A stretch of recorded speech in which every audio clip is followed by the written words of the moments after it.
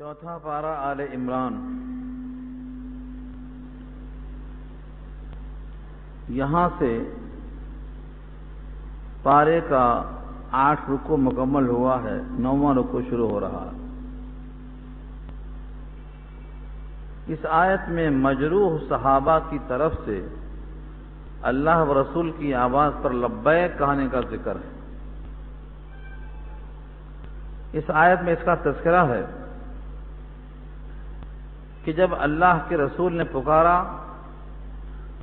اس وقت صحابہ زخمی تھے، مجروح تھے، شکست کا بھی غم ساتھ تھا کہ تم میں کون ہے جو ہمارے ساتھ اس زخم خوردگی کے باوجود چلے گا، زخم کھایا ہوا ہونے کے باوجود چلے گا۔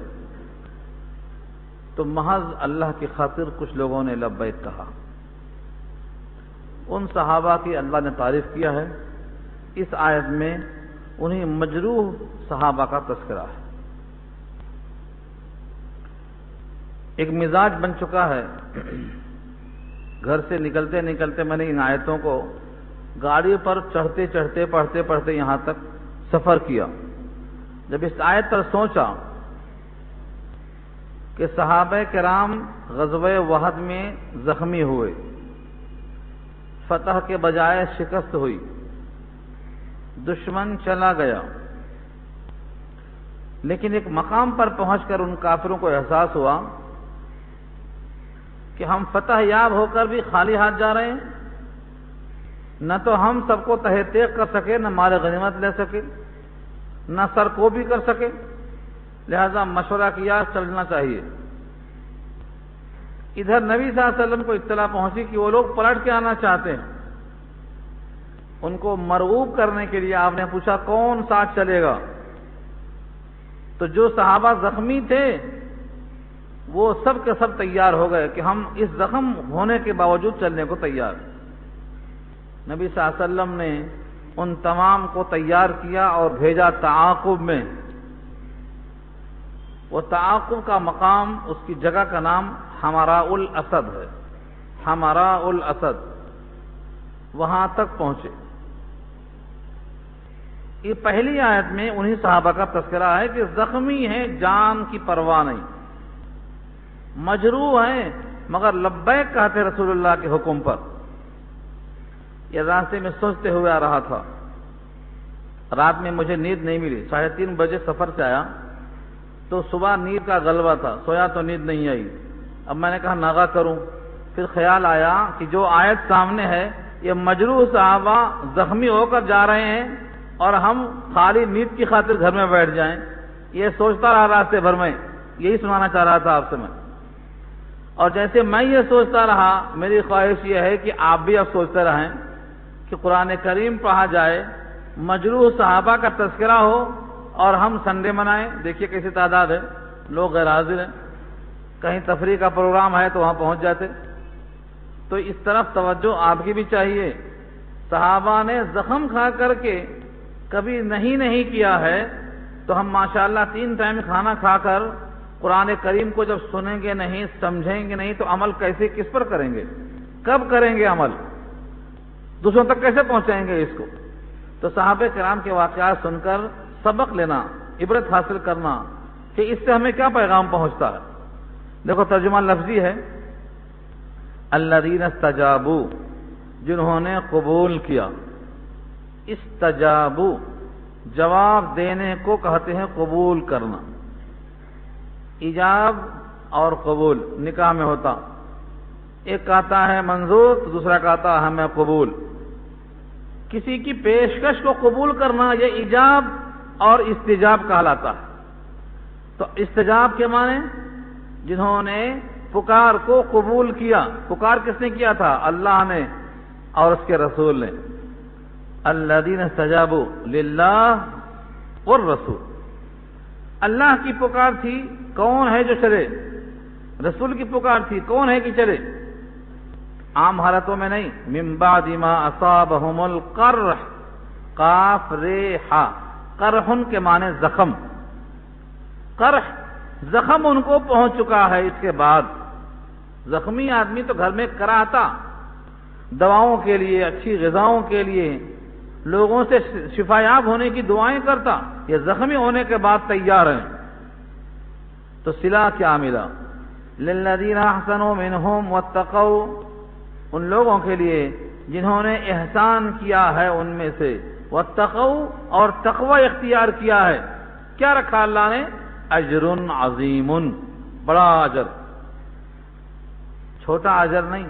اجر کے معنی اجرت، اجر کے معنی اجرت، اجیر کہتے ہیں مزدور کو، عربی زبان میں مزدور کو اجیر، اجیر جو محنت کرنے کے بعد پاتا ہے وہ اجرت، اس کا نام محنتانہ۔ اللہ فرماتے ہیں انہوں نے زخمی ہو کر ہمارا کام کیا ہے تو ان کے لیے اجر ہے، لیکن خالی اجر نہیں، عظیم، بڑا اجر ہے۔ جس بدلے کو اللہ بڑا کہہ دیں وہ کتنا بڑا ہوگا، جبکہ ساری دنیا کو اللہ نے بڑا نہیں کہا، حقیر کہا۔ ترازو کیسی ہوگی اللہ کی؟ ساتوں زمین، ساتوں آسمان مل کر اللہ کی نگاہ میں عظیم نہیں ہے، کیا ہے؟ قلیل، متاع قلیل۔ ساری کائنات متاع قلیل ہے اس رب کی نگاہ میں، پھر اس رب کی نگاہ میں جو چیز عظیم ہوگی وہ کتنی بڑی ہوگی؟ یہ اللہ نے وعدہ فرمایا۔ اب اس کے بعد وہ زخمی ہو کر کدھر جا رہے تھے اور اللہ کے نبی نے آواز کیسے لگائی تھی، کیا الفاظ تھے، اس آیت میں اس کا پس منظر ہے۔ الذین قال، جنہوں نے کہا، لہم، ان سے، الناس یعنی لوگوں نے ان سے کہا، کیا کہا؟ ان الناس قد جمعوا لکم، یہ مقولہ ہے، ان الناس قد جمعوا لکم، لوگ بہت جمع ہو گئے تمہارے لیے، مطلب یہ ہے کہ تم پر حملہ کرنے والے ہیں۔ قصہ لکھا ہے کہ ان کافروں کے سرداروں کو احساس ہوا ہم چل کے واپس آئے، غلطی کیے، واپس جائیں گے، پلٹ کے بیخ کلی کر کے آئیں گے، جڑ سے اکھاڑ کے پھینک کے آ جائیں گے۔ جمع ہو کے مشورہ کیا، ان کے اس مشورے کو نبی صلی اللہ علیہ وسلم تک ایک آنے والا مسافر بتا دیا۔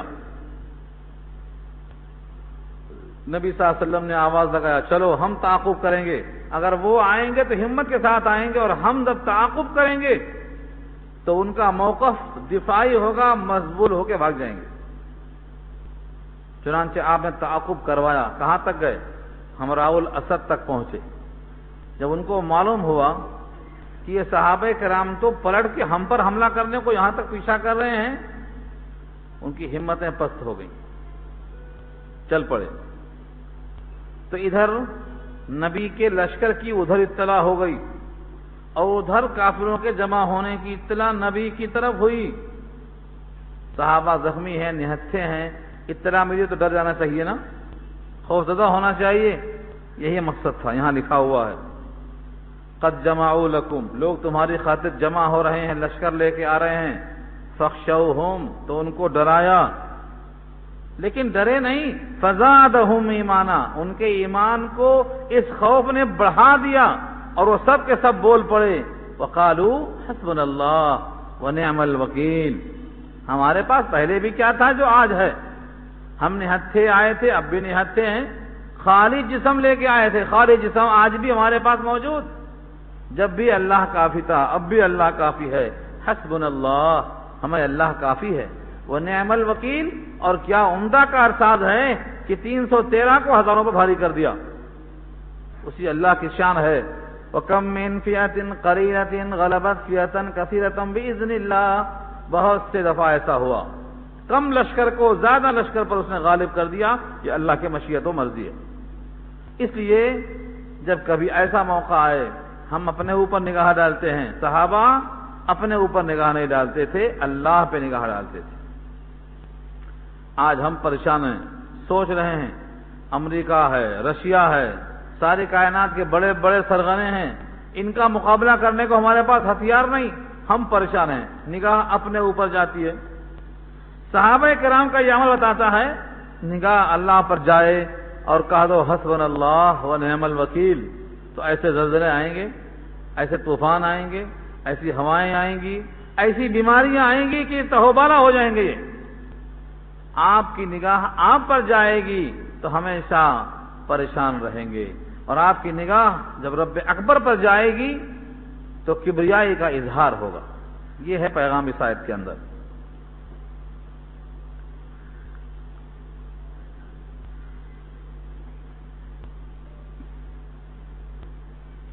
فَانْقَلَبُوا بِنِعْمَةٍ مِّنَ اللَّهِ وَفَضْلٍ، پس لوٹے وہ، یعنی صحابہ کرام لوٹے اللہ کی نعمتوں کے ساتھ اور اللہ کے فضل و کرم کے ساتھ.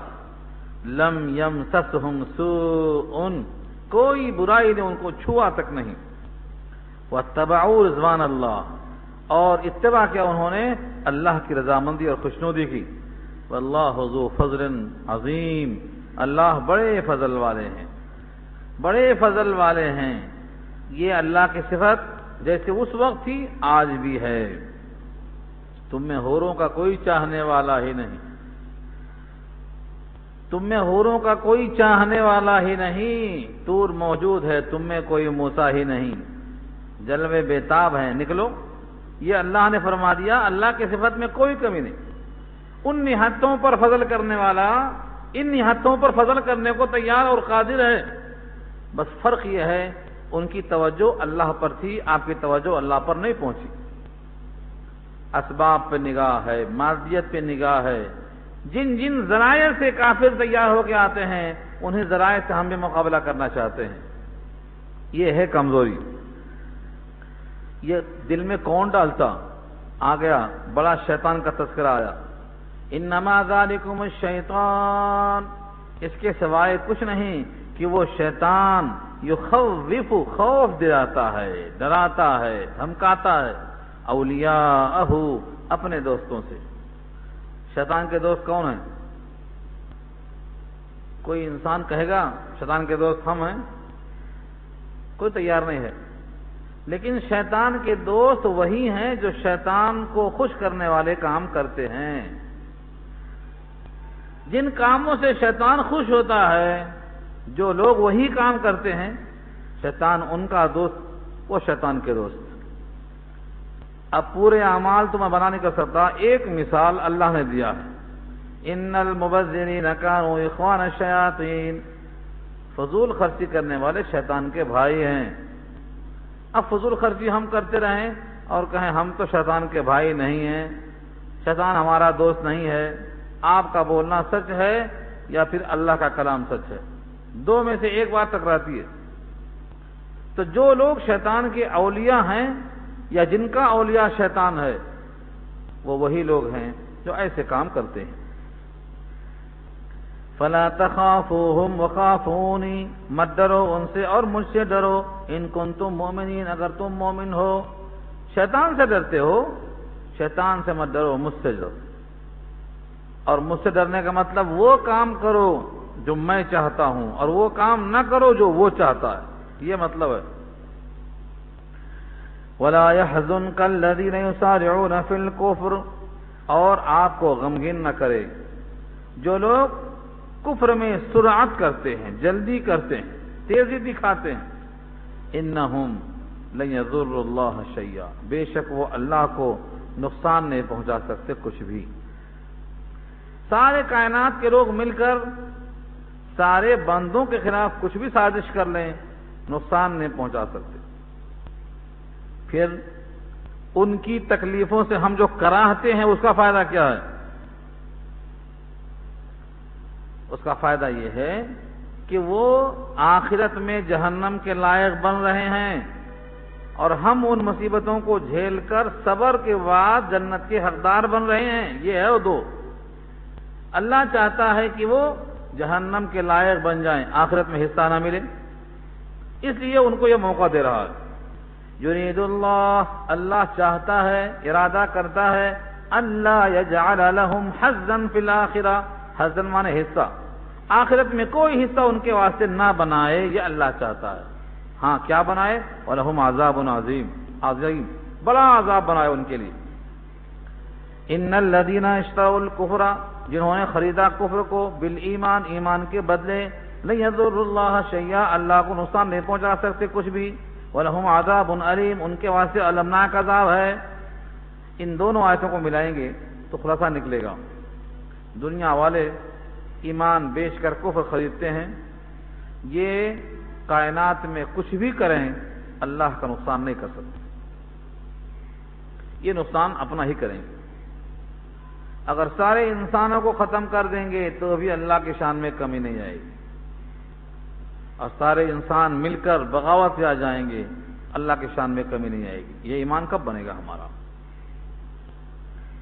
وَلَا يَحْسَبَنَّ الَّذِينَ كَفَرُوا أَنَّمَا نُمْلِي لَهُمْ خَيْرٌ لِأَنفُسِهِمْ إِنَّمَا نُمْلِي لَهُمْ لِيَزْدَادُوا إِثْمًا وَلَهُمْ عَذَابٌ مُهِينٌ۔ یہ آیت میں غور کریں گے تو اس سوال کا جواب ملے گا۔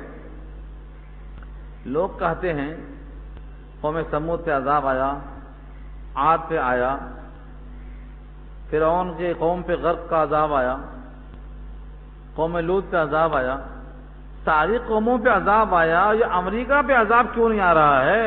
اسرائیل پہ عذاب کیوں نہیں آ رہا ہے؟ کب آئے گا ان پہ عذاب؟ انہوں نے تو ناک میں دم کر دیا ہے، ساری کائنات کو ارغوا بنا لیا ہے، ان پہ عذاب کب آئے گا؟ اللہ فرماتے ہیں کافروں کے بارے میں تم گمان مت کرو، یا کافر یہ گمان نہ کریں کہ یہ جو مہلت ہے یا ڈھیل ہے یہ ان کے حق میں اچھی ہے۔ یہ ڈھیل ان کے حق میں صرف اس لیے ہے کہ گناہ میں اور زیادہ ہو جائے، اور زیادہ ہو جائے، تاکہ یہانت والا ذلت آمیز عذاب ان کے لیے مقدر بن جائے۔ اس کی مثال میں دیا تھا آپ کو،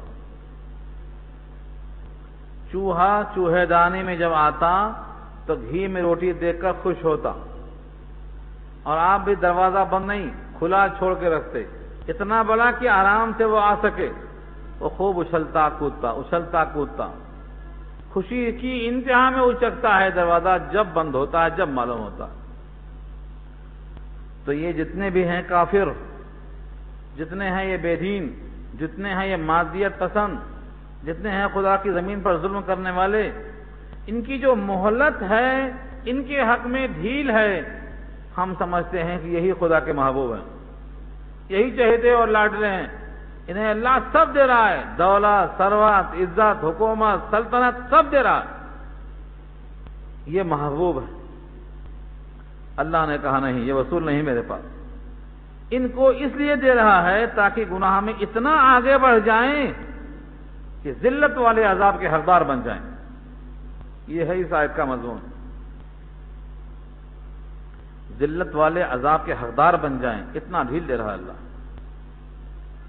اور ہم کو اور آپ کو تنگیوں میں، مصیبتوں میں، فکروں میں، غموں میں، کیوں؟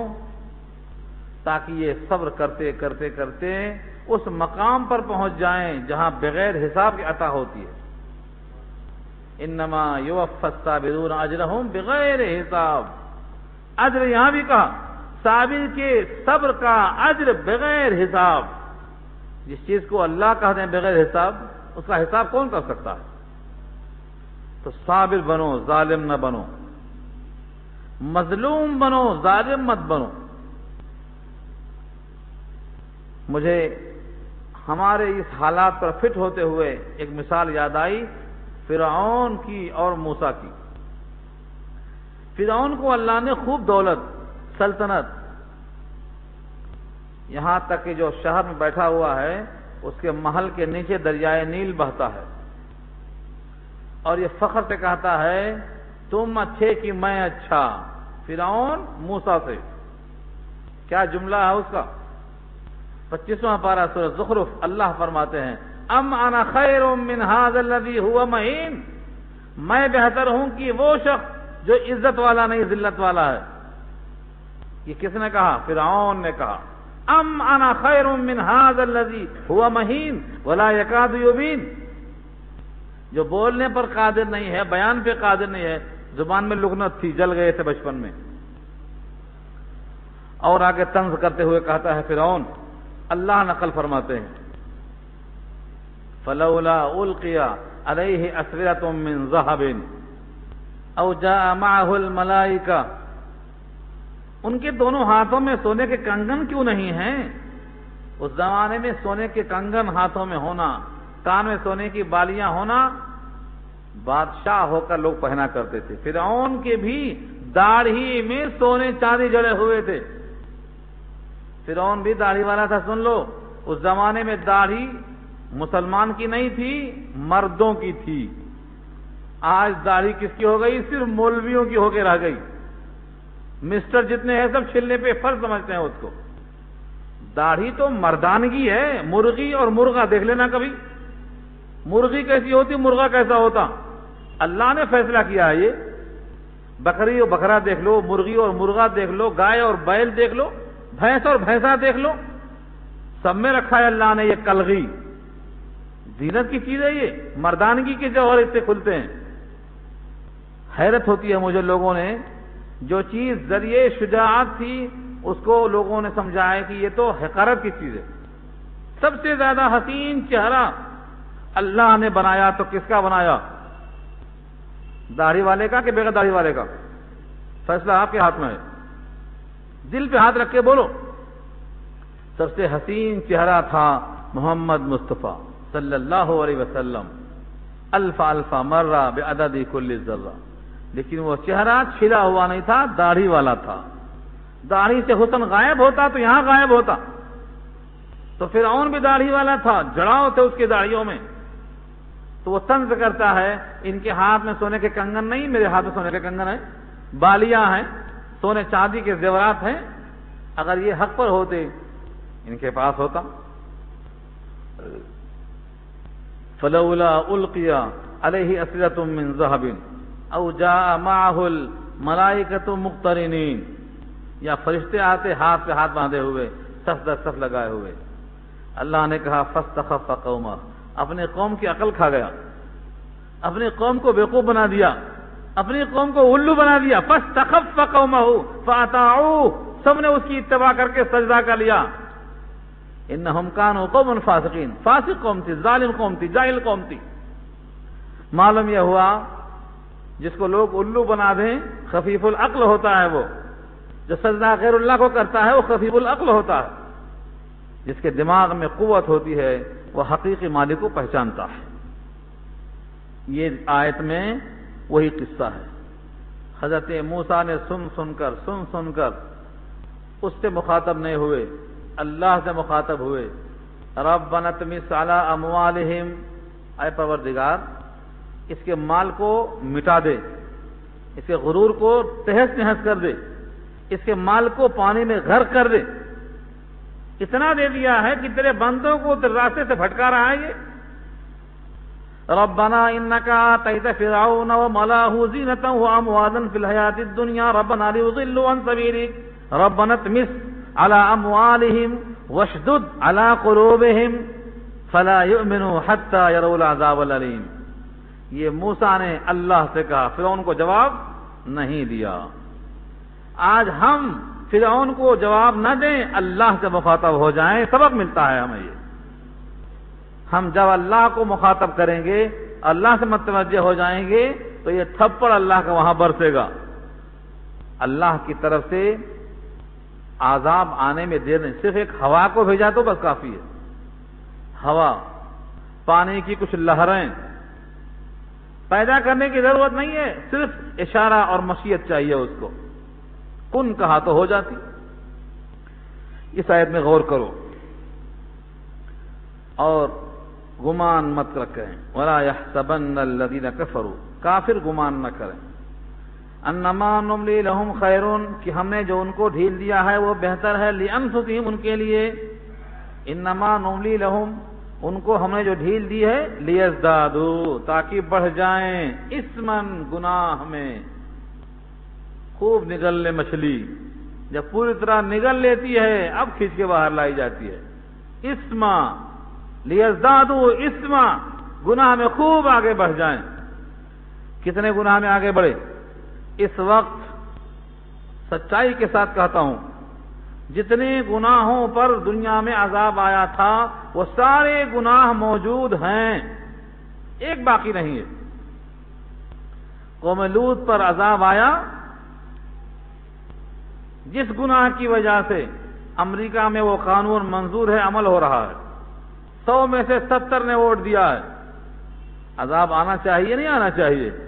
آنا چاہیے، عذاب کے لائق بن چکے ہیں وہ۔ اس زمانے میں ڈنڈی مارنے میں، ناپ تول کمی کرنے میں عذاب آیا تھا قوم شعیب پر۔ اپنے مال کو جس طرح چاہیں ہم خرچ کریں، آپ بولنے والے کون؟ یہ عقیدہ آج بن چکا ہے، ہمارا مال، آپ کون بولنے والے؟ فرعون نے کہا تھا میں اپنے سوا کوئی خدا جانتا نہیں، میں ہی تمہارا خدا ہوں، خدائی کا کوئی تصور نہیں ہے۔ جتنے گناہ پر عذاب آیا ہے ماضی میں، وہ سارے گناہ موجود ہیں، پھر دائم گیر عذاب کیوں نہیں آ رہا ہے؟ عالمگیر عذاب کس واسطے نہیں آ رہا ہے؟ یہ اس واسطے لیزدادوا اثما، تاکہ یہ گناہ میں خوب بڑھ جائیں۔ وَلَهُمْ عَذَابٌ مُّهِينٌ، ان کے لیے اہانت والا عذاب ہے۔ اہانت، مہین، توہین والا عذاب، اہانت والا عذاب، ذلت والا عذاب۔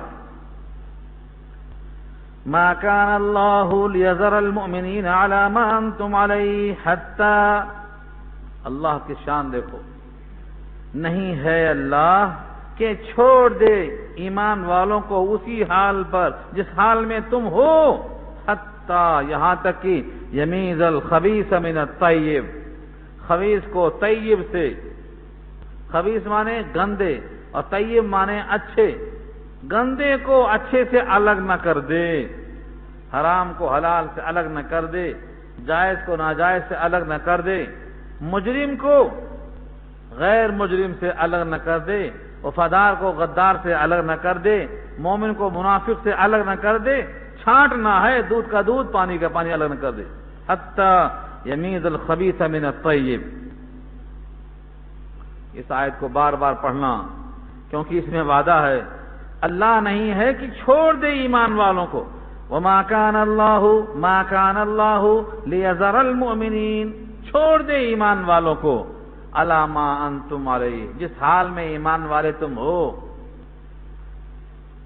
ہم کبھی سوچتے ہیں ایمان والے ہیں تو اللہ نہیں چھوڑے گا، اور چھوڑ دیا ہم محسوس کرتے ہیں تو پھر ہم بھی ایمان والے نہیں بنے۔ ایمان والے ہوتے تو اللہ نہیں چھوڑتا، کیونکہ ایک ایک حرف سچا ہے۔ نہیں ہے اللہ کہ چھوڑ دے ایمان والوں کو اسی حال پر کہ جس حال میں تم ہو، حتی یمیز الخبیث من الطیب، یہاں تک کہ عمدہ کو خبث سے الگ کر دے۔ جس طرح بھٹی میں ڈال دیا لوہا، کھرا لوہا الگ اور زنگ آلو حصہ الگ ہو جاتا ہے۔ وما كان اللہ لیطلعکم علی الغیب، یہ جملہ بہت اہم ہے۔ وما كان اللہ لیطلعکم علی الغیب، اور نہیں ہے اللہ کہ مطلع کرے تم کو غیب پر۔ ولکن اللہ، لیکن اللہ، یجتبی من رسلہ من یشاء، چنتا ہے، مجتبی، مصطفیٰ، محبوب بناتا ہے، من رسلہ، اپنے رسولوں میں سے، من یشاء، جس کو چاہتا ہے۔ ان دو جملوں کو سمجھنے کے لیے تھوڑا وقت چاہیے۔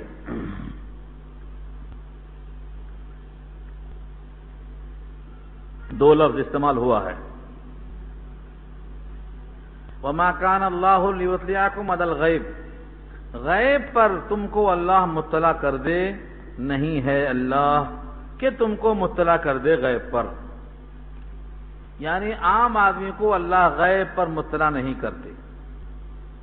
ولیکن سے حرف استدراک ہے، لیکن یعنی پہلی بات کٹ، ان میں سے کچھ لوگوں کو اللہ مجتبی یعنی چنتا ہے۔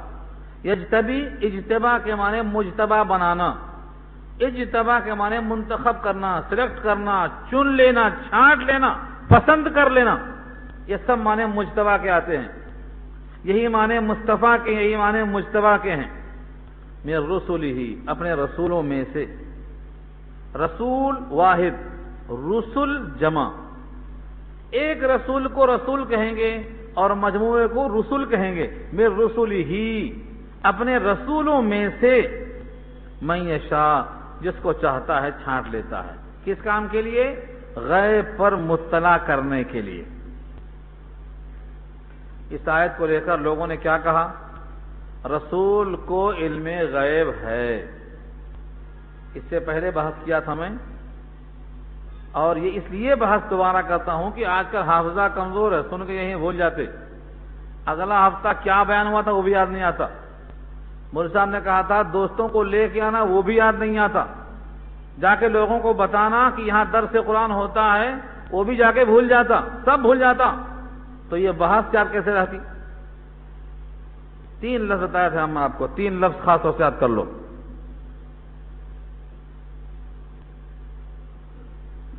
ایک لفظ ہے علم غیب،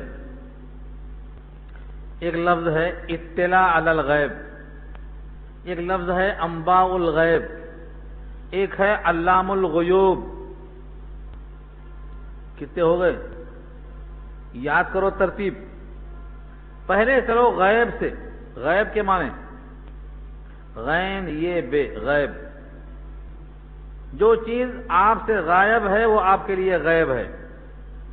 غائب ہونے کا مطلب ہاتھ میں ٹچ کرنے کا مادہ دیا اللہ نے، چھو کر دیکھنا، چھونے میں نہیں آتی، ٹچ نہیں کر سکتے، آنکھوں سے دیکھ نہیں سکتے، قوت بصرہ میں نہیں آتی، ناک سے سونگھ نہیں سکتے، زبان سے چکھ نہیں سکتے، کان سے سن نہیں سکتے۔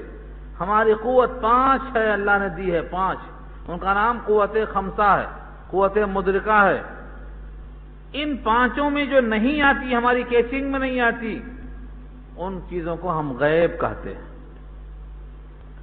آنکھوں سے دکھائی دیا مشاہدہ، ناکوں سے سونگھ لیا آپ نے، جو چیز سونگھ لی تو آپ نے اس کی بدبو کو یا خوشبو کو محسوس کر لیا تو قوت شامہ نے فیصلہ کر دیا۔ زبان سے چکھ لیا، قوت ذائقہ نے فیصلہ کر دیا، نمکین ہے کہ کھارا ہے کہ میٹھا، ہماری قدرت میں آ گیا، علم میں آ گیا ہمارے۔ کان نے سن لیا کلام پاک کی آواز ہے یا گانے کی آواز ہے، سامعہ نے فیصلہ کر دیا۔ ٹچ کیا، گرم ہے ٹھنڈی ہے، ہاتھ بول دیا۔ جو چیز ان 5 کے باہر ہے وہ غیب کہلاتی ہے۔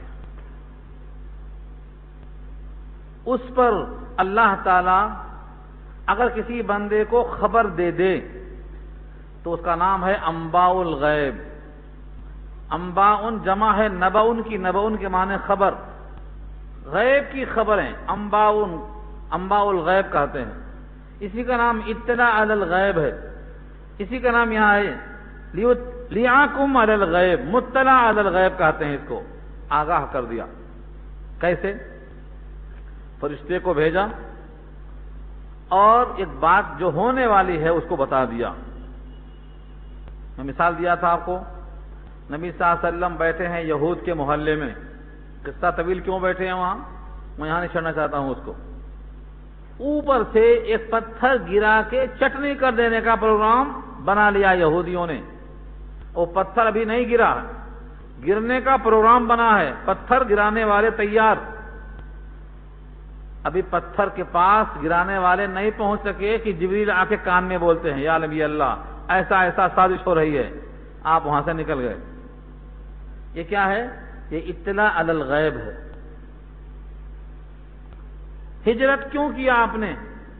مصیبتیں تو بہت برداشت کیے، فاقے، بائیکاٹ، گلے میں رسی پھانسی دے کر کھینچی گئی، سجدے میں اوجھلی ڈالی گئی، سب برداشت کیا آپ نے۔ ہجرت کیوں کیا؟ اطلاع ہو گئی تھی کہ صبح سے پہلے سارے قبیلے مل کر آپ کی گردن مار دینا چاہ رہے ہیں، جان کو بچانے کے واسطے نکلنے کا حکم آ گیا۔ کس نے خبر دیا؟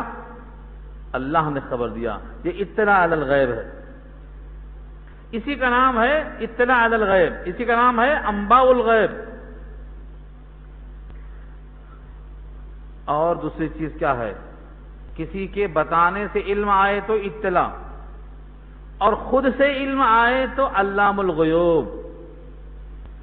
پورے حدیث کے ذخیرے میں، پورے کلام پاک کی آیات میں ایک آیت نہیں بتائیں گے جہاں اللہ نے رسول اللہ کے واسطے کہا ہو کہ آپ علام الغیوب ہیں۔ اگر کوئی علام الغیوب کا دعویٰ کرتا ہے تو گویا اس پر 3 باتوں کا الزام آئے گا۔ وحی آئی، ایک پیغام لے کے آئی، وحی سے پہلے وہ پیغام آپ کو نہیں پہنچا تھا، وحی کے ذریعے پہنچا۔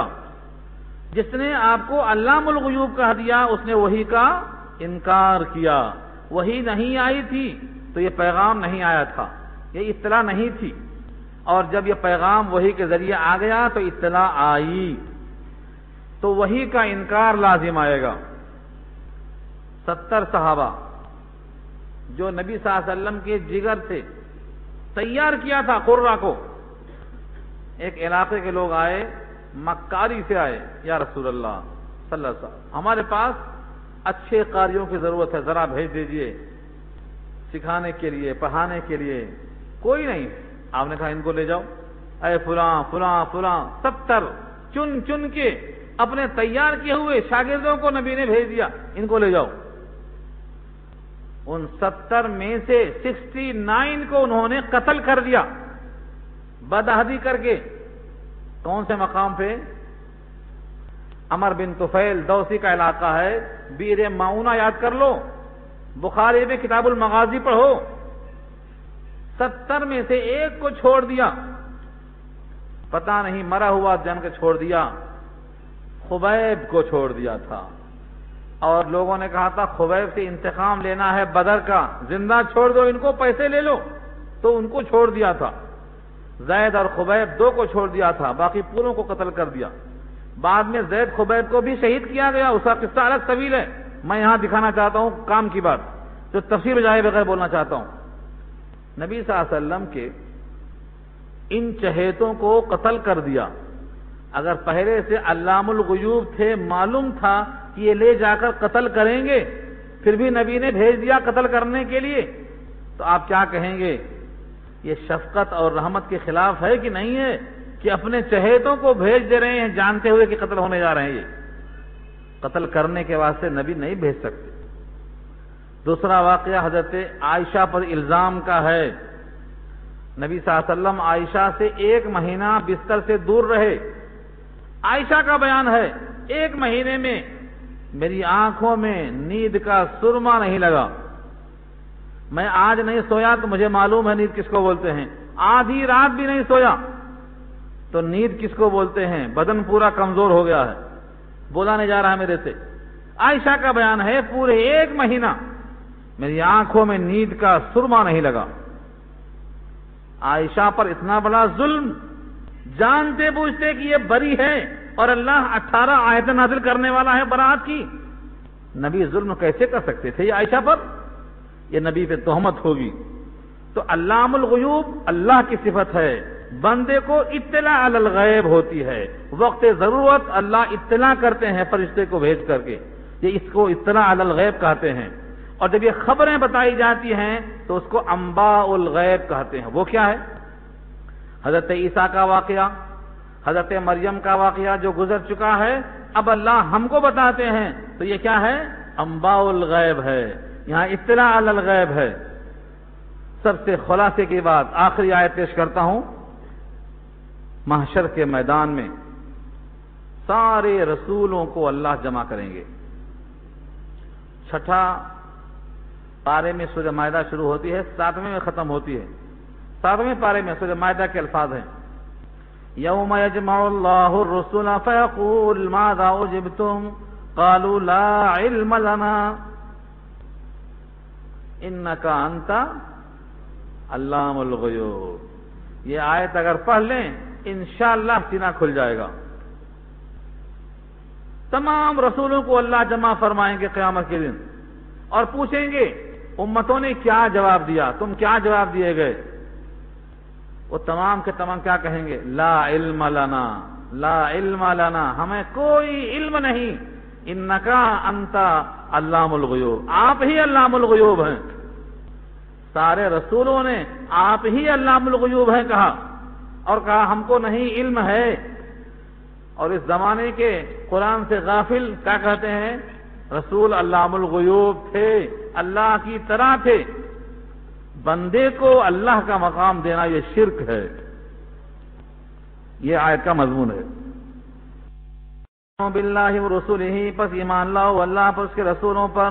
وَإِن تُؤْمِنُوا وَتَتَّقُوا، اور اگر تم ایمان لے آئے اور تقوی اختیار کیا، فَلَكُمْ أَجْرٌ عَظِيمٌ، تمہارے واسطے بہترین اجر ہے، بڑا ثواب ہے. بخیلوں کی شامت آئی. بخیل کس کو بولتے ہیں؟ جس کے پیٹ میں قبض ہو اس کو بھی بخیل کہتے ہیں، یاد رکھ لو. معدے سے کوئی چیز باہر نہ آئے، جلاب دینا پڑتا ہے، اس کو بھی بخیل کہتے ہیں. چاہے معدے میں کوئی چیز گئی تو باہر نہیں آتی، بخیل.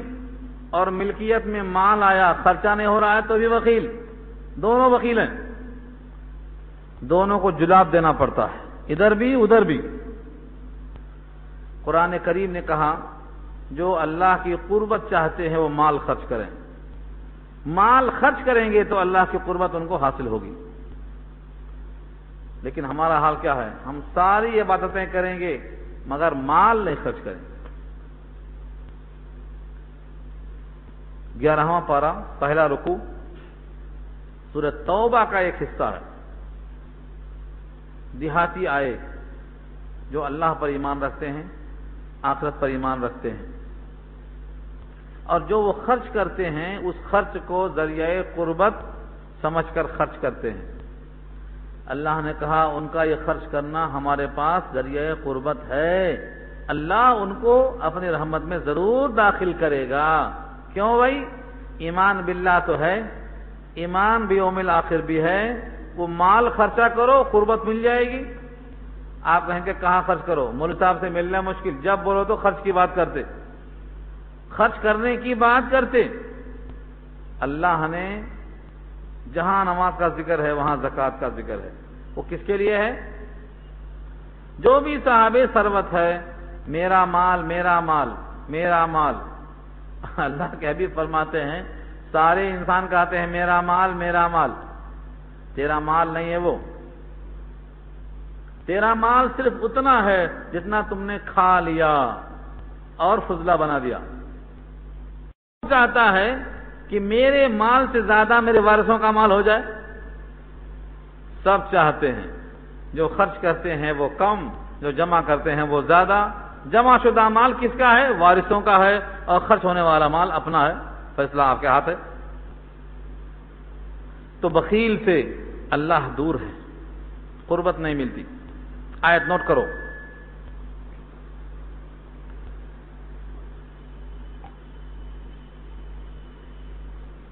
وَمِنَ الْأَعْرَابِ مَنْ يُؤْمِنُ بِاللَّهِ وَالْيَوْمِ الْآخِرِ وَيَتَّخِذُ مَا يُنْفِقُ قُرُبَاتٍ عِنْدَ اللَّهِ وَصَلَوَاتِ الرَّسُولِ أَلَا إِنَّهَا قُرْبَةٌ لَهُمْ سَيُدْخِلُهُمُ اللَّهُ فِي رَحْمَتِهِ إِنَّ اللَّهَ غَفُورٌ رَحِيمٌ. تو جو مال خرچ کرے گا اس سے قربت ملے گی، رحمت ملے گی، اللہ کا وعدہ ہے. اس آیت کو سنو. اب جو لوگ بخل کرتے ہیں وہ گمان نہ کریں کہ جو اللہ نے ان کو اپنے فضل سے دیا ہے یہ بخل کرنا ان کے حق میں بہتر ہے، بلکہ ان کے حق میں بدتر ہے. بل ہوا شر لہم، شر ہے ان کے لیے. کاش کہ مسلمان ان آیتوں کو تلاوت سمجھ کے کرتا. اب یہاں جو بیٹھے ہوئے لوگ ہیں وہ کتنے ہیں، اور پھر جا کے یہاں سے سن کے نقل کرتے ہیں اپنے گھروں میں کہ نہیں معلوم. پیغام پہنچانا آپ پر بھی فرض ہے. اس آیت میں دیکھو وَلَا يَحْسَبَنَّ الَّذِينَ يَبْخَلُونَ، اور گمان نہ کریں وہ لوگ جو بخل کرتے ہیں بِمَا آتَاهُمُ اللَّهُ، اس مال کے ساتھ جو ان کو اللہ نے دیا، من فضلہ، اپنے فضل و کرم سے، اپنے فضل سے دیا، ہماری محنت نہیں. محنت تو ہم سے زیادہ بہت لوگ کرتے مگر ملتا نہیں ان کو. محنت پر نہیں ملتا، من فضلہ، فضل سے ملتا. ہوا خیر لہم، یہ مال کے ساتھ بخل ان کے حق میں بہتر ہے، یہ گمان نہ کریں. بل ہوا شر لہم، بلکہ یہ ان کے حق میں شر ہے. شر کیسے ہے؟ سیطوقون، ان قریب طوق بنایا جائے گا، ما بخلوا بہ، جس کو انہوں نے جمع کیا بخل کے ساتھ، اس مال کو طوق بنایا جائے گا. کب؟ یوم القیامہ، قیامت کے دن. یہاں اس نے کہا گلے میں طوق. 10واں پارہ سورہ توبہ کہا جتنے سونا چاندی جمع کر کے رکھے ہیں ان کو اللہ تختی بنائے گا، تختی، اور جہنم کی آگ میں گرم کرے گا، اور اس کے بعد اس سے پیشانی کو داغے گا. پشت کو داغے گا، کروٹوں کو داغے گا اور کہے گا چکھو، یہ تمہارا خزانہ ہے، اس کا ذائقہ چکھو۔ 10واں پارہ سورہ توبہ آیت نمبر 34-35 کھول کر دیکھ لیجئے گا گھر میں جا کے۔ آیت کے الفاظ ہیں یوم یحمى علیہا فی نار جہنم فتکوی بہا جباہہم وجنوبہم وظہورہم ھذا ما کنزتم لانفسکم فذوقوا ما کنتم تکنزون، چکھو نا۔ اور بعض حدیثوں میں آتا ہے اسی آیت کے ذیل میں وہ سانپ کی شکل میں گلے میں لپٹ جائے گا، یہ ہے طوق، اور دونوں جبڑے نوچے گا۔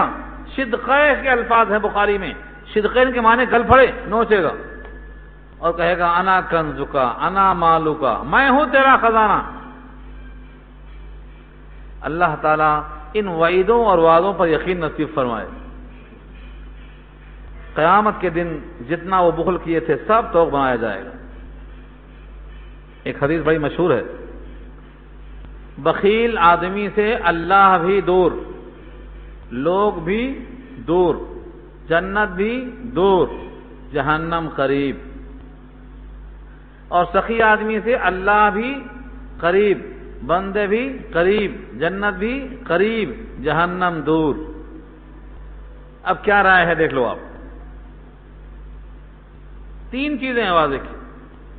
سخاوت کرنے والے سے دیکھ لو، بندے قریب ہوتے، اللہ بھی قریب ہوتا، پھر نیا مال دیتا، جنت بھی قریب اور جہنم خود بخود دور ہو جائے گی۔ اور بخیل آدمی سے لوگ بھٹک کر نہیں پوچھتے ارے میاں بڑا بخیل ہے جانے دو، اس سے تو دوڑی نہیں ملنے والی ہے۔ تو بخیل آدمی سے لوگ بھی دور، اللہ بھی دور، جنت بھی دور، صرف جہنم قریب آتی ہے۔ اسی وجہ سے بخیل آدمی سوچتا ہے اس زاویے سے کہ جتنا میرے پاس ہے وہ محفوظ، جو چلا گیا وہ غیر محفوظ۔ اس پر ایک واقعہ سنایا تھا میں آپ کو حضرت عائشہ کا، پھر سناتا ہوں آئندہ لوگ۔ عائشہ فرماتی ہیں میں گھر میں تھی، نبی صلی اللہ علیہ وسلم آئے، کہا عائشہ آج گھر میں بکری ذبح ہوئی، کچھ رکھے؟ کہا اللہ کے نبی پوری بکری کو بانٹ دیا، سب ختم، صرف ایک اگلی دست اٹھا کے رکھا ہے آپ کے لیے، وہی باقی ہے۔ آپ نے کہا بظاہر تو صحیح بات ہے کہ وہی باقی ہے اور باقی سب ختم، لیکن عائشہ ایسا نہیں ہے، تم نے جس کو کہا ختم وہ جمع ہو گئی، اور تم نے جسے کہا ہے باقی، یہ باقی نہیں ہے، یہ اب ختم ہو جائے گی۔ جو اپنے اندر گئی وہ ختم، اور جو اللہ کے کھاتے میں گئی وہ جمع۔ اللہ نے بھی اسی کو کہا نا ما عندکم ينفد وما عند اللہ باق، تمہارے پاس جو ہے وہ ختم ہو جائے گا، اور تم جو جمع کر دیں گے وہ اللہ کے پاس باقی رہے گا۔ تم سود پہ بڑھانا چاہتے ہیں وہ نہیں بڑھے گا، خیرات دے دیں گے وہ بڑھ جائے گا۔ آیت کے الفاظ ہیں وما آتیتم من زکاۃ تریدون وجہ اللہ فاولئک هم المضعفون وما آتیتم من ربا لیربو فی اموال الناس فلا یربو عند اللہ۔ ربا کا مال اللہ کے ہاں نہیں بڑھتا، صدقے کا مال اللہ کے ہاں بڑھتا، تمہارے پاس فنا ہوگا، اللہ کے پاس باقی رہے گا، کیونکہ سب کو فنا ہے اس کو بقا ہے۔ یہ بخیل کو کون سمجھائے، کس طرح سمجھایا جائے؟ خالی ہاتھ جانے والا انسان ہزاروں کو دیکھا خالی ہاتھ جاتے ہوئے، لیکن دل میں وہی کسک باقی ہے کہ ہم یہاں رہیں گے، ہمارا مال باقی رہے گا۔ اگلا ٹکڑا اللہ فرماتے ہیں تم نہیں رہو گے، تمہارا وارث نہیں رہے گا۔ وَلِلَّهِ مِيرَاثُ السَّمَاوَاتِ وَالْأَرْضِ، زمین و آسمان کی میراث اللہ کی ہے۔ میراث کس کی رہے گی، کس کے پاس رہے گی؟ سب کو فنا ہے، کل من علیہا فان۔ جب کوئی نہیں رہے گا تو کس کی میراث کون لے گا؟ سب چھوڑ کے چلے جائیں گے۔ للہ، اللہ کی ہوگی میراث۔ کس کی میراث؟ السماوات والارض، زمینوں کی میراث، آسمانوں کی میراث اللہ کی ہوگی، باقی سب چلے جائیں گے یہاں سے۔ واللہ بما تعملون خبیر، اور اللہ جو کچھ تم کرتے ہو خبر رکھتا ہے۔ یہ خبر رکھتا ہے، اللہ باخبر ہے جو تم کرتے ہو، یہ جگہ جگہ کیوں استعمال ہوا ہے؟